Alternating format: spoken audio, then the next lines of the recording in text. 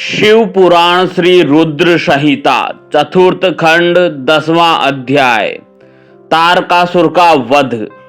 ब्रह्मा जी बोले, नारद, यह सब देखकर कुमार कार्तिकेय को तारकासुर पर बड़ा क्रोध आया और वे अपने पिता भगवान शिव के श्री चरणों का स्मरण कर अपने असंख्य गणों को साथ लेकर तारकासुर को मारने के लिए आगे बढ़े। यह देखकर सभी देवताओं में उत्साह की एक लहर दौड़ गई और वे प्रसन्न मन से कार्तिकेय की जय जयकार का उद्घोष करने लगे। ऋषि मुनियों ने अपनी वाणी से कुमार कार्तिकेय की स्तुति की।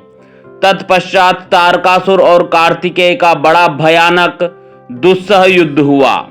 दोनों परम वीर और बलशाली एक दूसरे पर भीषण प्रहार करने लगे। दोनों अनेक प्रकार के दांव पेचों का प्रयोग कर रहे थे। कार्तिकेय और तारकासुर के बीच मंत्रों से भी युद्ध हो रहा था। दोनों अपनी पूरी शक्ति और सामर्थ्य का प्रयोग एक दूसरे को मारने के लिए कर रहे थे। इस भयानक युद्ध में दोनों ही घायल हो रहे थे। युद्ध भयानक रूप लेता जा रहा था। उस भीषण युद्ध को सब देवता गंधर्व बैठकर देखने लगे। वह अद्भुत युद्ध अनायास ही सबके आकर्षण का केंद्र बन गया। हवा चलना भूल गई, सूर्य की किरणें ठहर गई। यहाँ तक कि सभी पर्वत इस युद्ध को देखकर अत्यंत भयभीत हो उठे। वे शिव पार्वती के इस पुत्र की रक्षा करने के लिए तुरंत उधर आ गए। यह देखकर कार्तिकेय बोले, हे पर्वतों, आप कोई चिंता न करें। आज इस महापापी को मैं सबके सामने मौत के घाट उतारकर भय से मुक्ति दिलाऊंगा। जब कार्तिकेय पर्वतों से बात करने में निमग्न थे, उसी समय तारक ने अपनी शक्ति हाथ में लेकर उन पर धावा बोल दिया।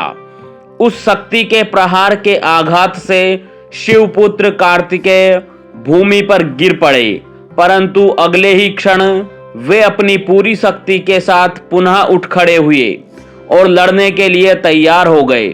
कार्तिकेय ने अपने मन में अपने माता पिता पार्वती जी व भगवान शिव को प्रणाम करके उनका आशीर्वाद लिया और अपनी प्रबल शक्ति से तारकासुर की छाती पर आघात किया।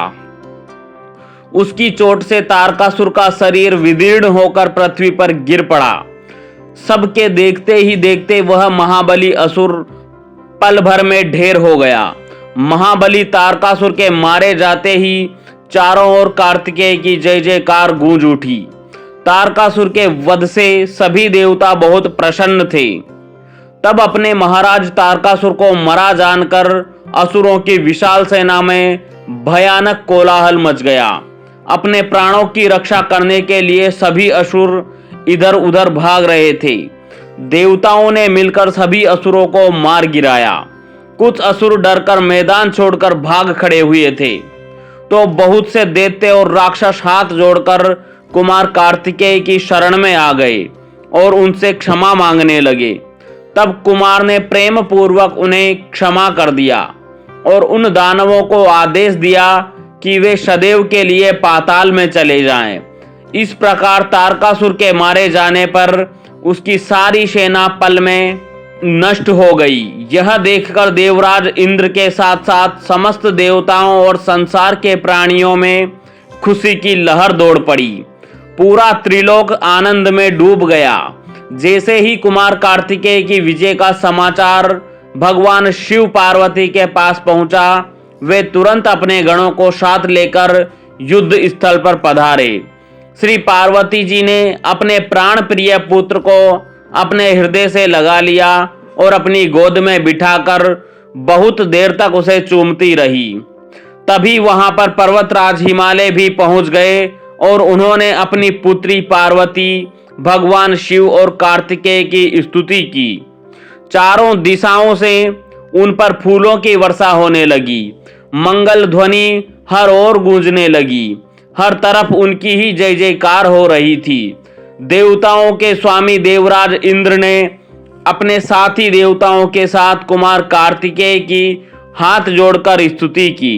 तत्पश्चात भगवान शिव अपनी पत्नी पार्वती को साथ लेकर शिवगणों सहित कैलाश पर्वत पर लौट गए। यह अध्याय यहीं समाप्त होता है। अगला अध्याय सुनने के लिए हमारे चैनल को सब्सक्राइब करना ना भूलें। धन्यवाद। ओम नमः शिवाय।